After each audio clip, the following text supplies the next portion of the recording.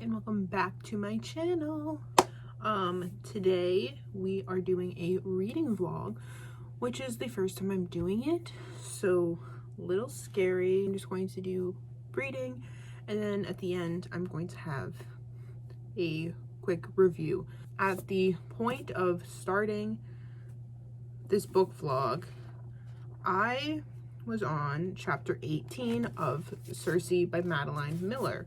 So chapter 18 is about right here. So I had this much left to do. I was about halfway through the book, as you can see. And this is me reading Circe by Madeline Miller.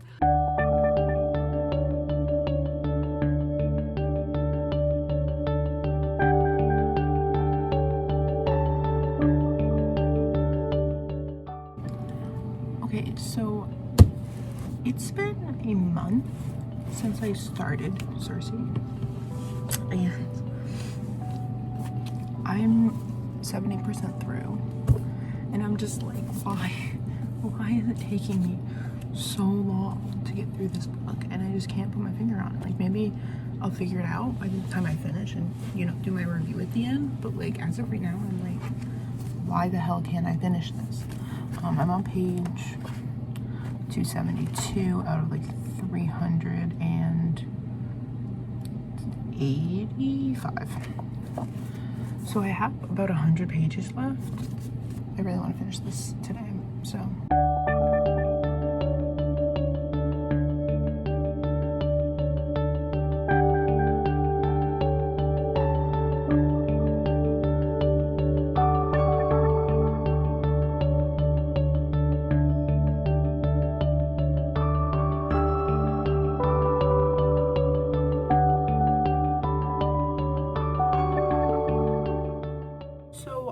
I finished Circe last night, and I have thoughts.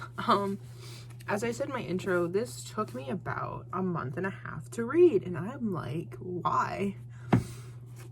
And I can't give you an answer.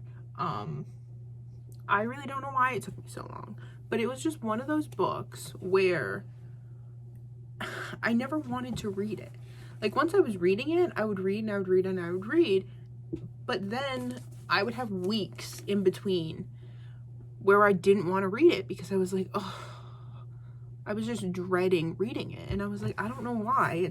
It's beautifully written. It has this remarkable character who goes through this amazing transformation, this character growth, and it's just so beautifully done. And I don't know why. I just really struggled to read it,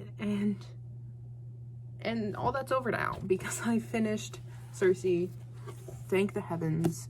So it chronicles her entire life and everything that occurs, from her like childhood through her exile up until she's, you know, dead.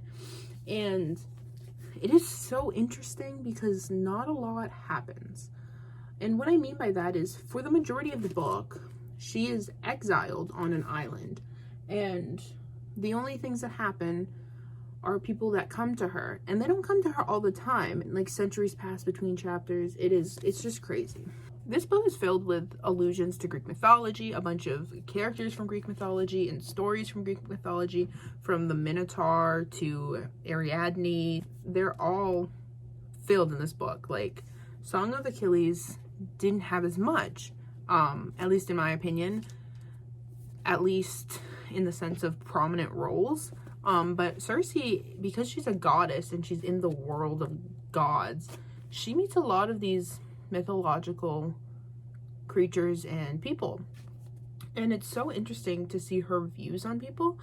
There are quite a few times in this that Achilles is mentioned, probably as a shout out to Madeline Miller's first book, Song of Achilles. And it's so interesting to see it mentioned because Circe doesn't know Achilles. She doesn't know anything about him. All she knows are the stories that she is told about him. And so seeing it through that lens is just like very, very interesting. I think that this book, because it takes place over literal centuries, is very slow paced, and that might be a reason I had such trouble sticking to it and reading it and finishing it. But that being said, it is a really good book. I highly enjoyed it. I think that just the character transformation alone is so insane and like amazing to watch. But I would just get bored at certain parts because nothing was really happening. And the nothing that was happening is very important to the end of the book and, you know, her growth as a character.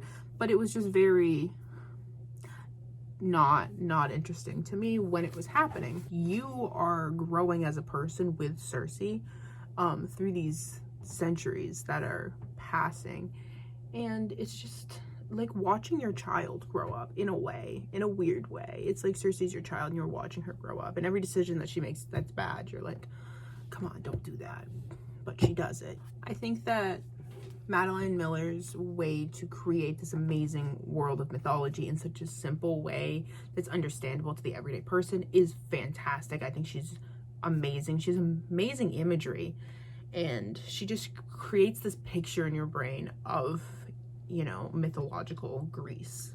Like, it did not make me feel the way I felt reading Song of Achilles. I didn't really feel much reading this book.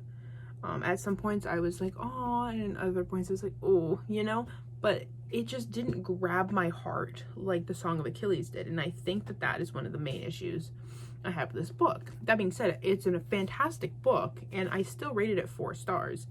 But because it's by Madeline Miller, I was subconsciously comparing it to the Song of Achilles, and you can't escape that. I just couldn't give it the 5-star rating because it is not up to the level as the other book. And maybe that's just me, and maybe that's something I really need to work on as a reader, is to not compare authors' works. But it's very hard when that's in your mind, because I probably wouldn't have read this book if it wasn't by Madeline Miller. And so that is why I rated it 4 stars. I kind of went on a little tangent there, but it is a 4-star rate for me. It is a very good book, and I think you would enjoy reading it if you are really interested in character-driven stories, slower paced stories that like take place over a long period of time, and stories that have a lot of complex people and relationships and situations that go on throughout the book.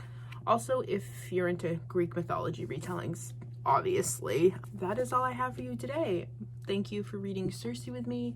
To be honest, you are the reason I finished this book, because you really got me through the last, 100 pages or so, because I didn't think it was gonna happen. But thank you for sticking it out with me, and I will see you next Sunday. Bye.